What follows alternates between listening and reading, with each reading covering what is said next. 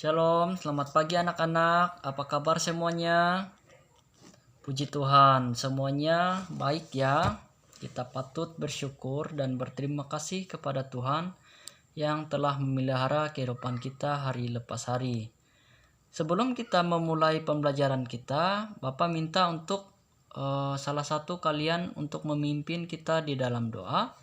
Mari kita bersatu di dalam doa. Amin. Baiklah, terima kasih. Adapun tujuan pembelajaran yang akan kita capai dalam pertemuan kita hari ini ada 6 poin. Yang pertama, peserta didik mampu menghayati karya Allah dalam pertumbuhan gereja.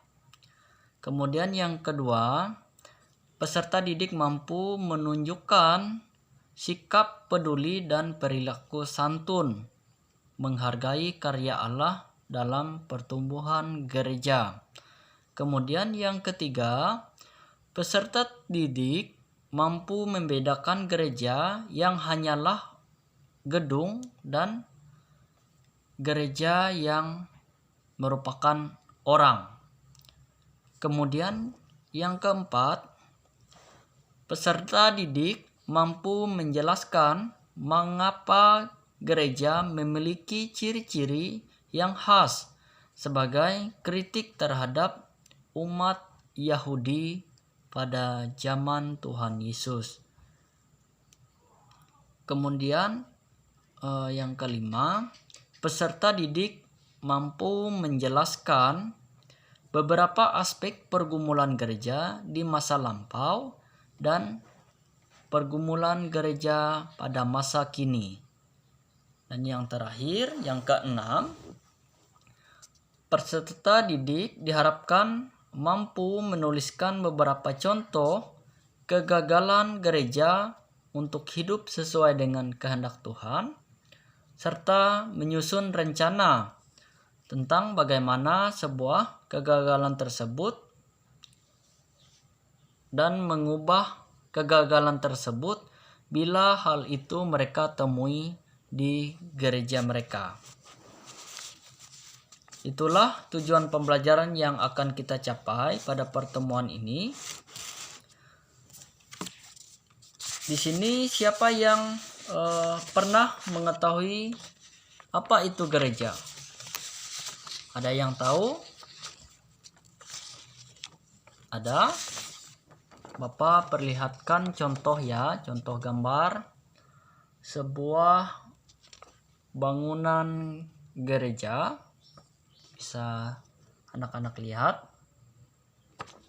Kemudian Bapak akan kasih gambar lagi. Gambar apa ini?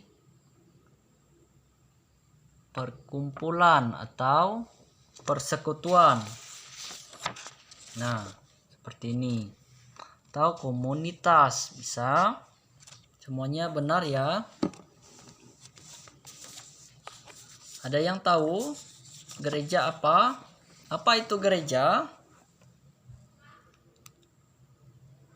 Sebuah tempat, betul. Tempat apa ya? Persekutuan, Pak. Betul.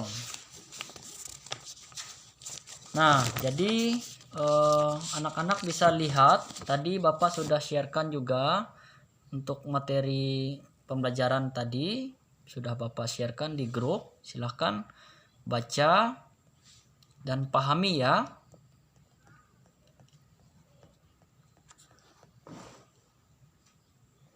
Kata gereja dalam bahasa Indonesia merupakan sebuah kata yang dalam bahasa Portugis yaitu igreja.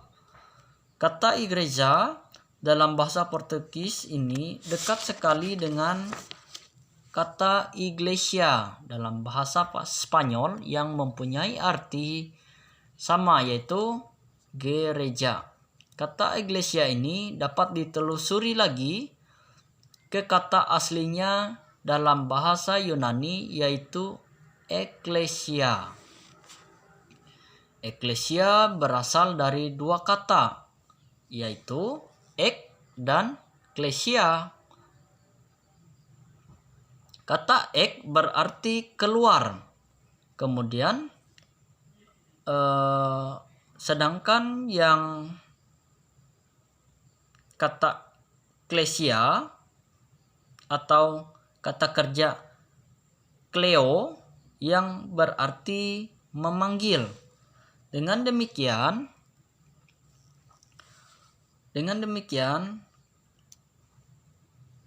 eklesia mengandung arti dipanggil keluar. Dipanggil keluar ya. Artinya ini anggota-anggota gereja adalah orang-orang yang dipanggil keluar dari lingkungannya, dari sanak keluarganya, dari teman, dari kaum kerabatnya, kemudian dari komunitas yang berada di lingkungannya. Jadi orang-orang ini dipanggil keluar untuk memasuki atau ikut sebuah komunitas baru yang bernama gereja.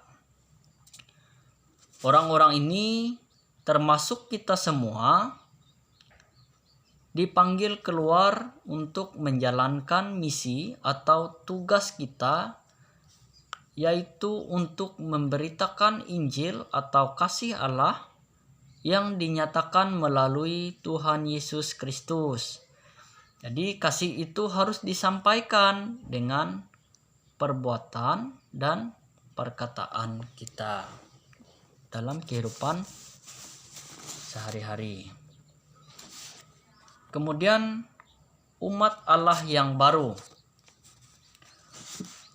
Nabi Yeremia menubuatkan bahwa Allah akan mengadakan suatu perjanjian yang baru dengan kaum Israel dan Yehuda, yaitu umat Allah.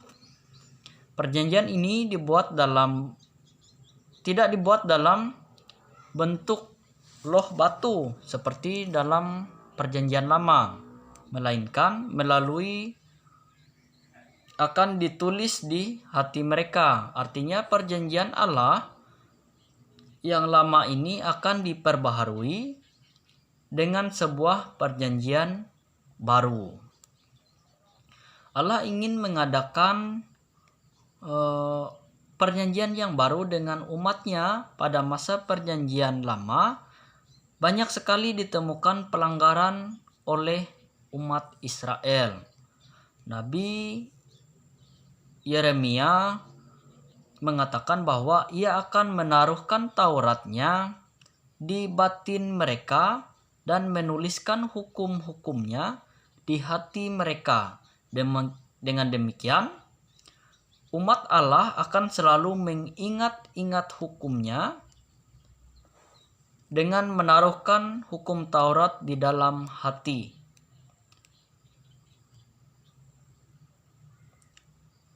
Umat Allah akan memberlakukan hukum itu dengan hati dan bukan dengan sekedar mengikuti aturan-aturan hukum dengan membabi buta. Coba bandingkan di 2 Korintus pasal 3 ayat yang ke-6. Itulah sebabnya Allah membentuk gereja sebagai umat Allah yang baru atau sebuah komunitas. Umat Allah yang hidup dengan hukum yang baru, yaitu hukum kasih. Karena itu pula gereja sering disebut dengan Israel yang baru.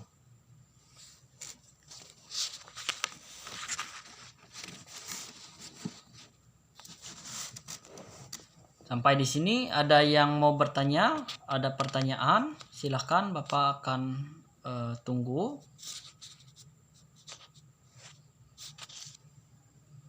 Baiklah, kalau tidak ada, Bapak akan memberikan soal atau esai. Ada 5 pertanyaan, tolong kalian tuliskan ya. Ini untuk tugas. Bapak akan diktekan. Yang pertama, apa yang dimaksud dengan gereja sebagai gedung dengan gereja yang merupakan orang? Kemudian yang kedua, apa makna gereja? Yang ketiga, mengapa gereja memiliki ciri-ciri khas sebagai kritik terhadap umat Yahudi pada masa Tuhan Yesus? Kemudian yang keempat, apa aspek pergumulan gereja di masa lampau dengan masa kini? Yang kelima, bagaimana cara mengatasi permasalahan yang terjadi di dalam gereja?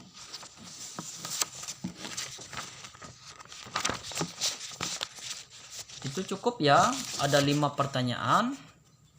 Bapak akan bagi kalian ke dalam 3 kelompok.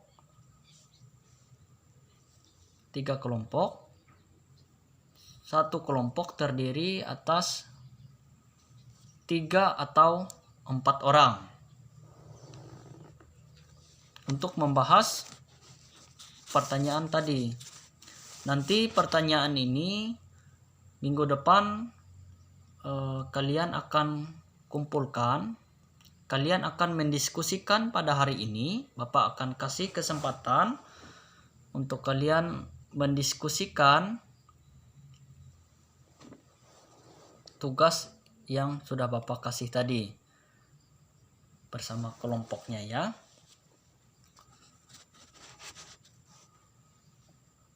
Peserta didik, Bapak anjurkan untuk membaca buku pegangan atau materi yang sudah Bapak bagikan, bisa juga melalui sumber internet dan juga Alkitab untuk menggali informasi terkait 5 pertanyaan esai yang Bapak kasih tadi.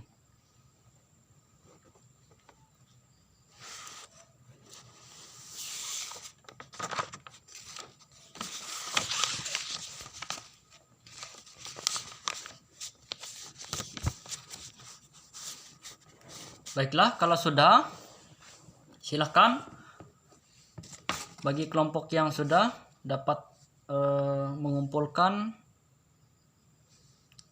atau men-sharingkan sedikit yang sudah kalian kerjakan. Silakan.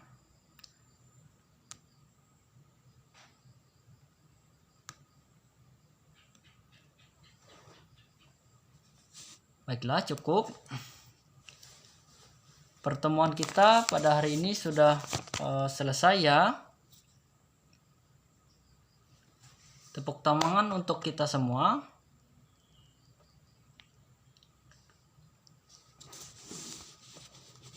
Pada pertemuan minggu depan, Bapak akan kasih nilai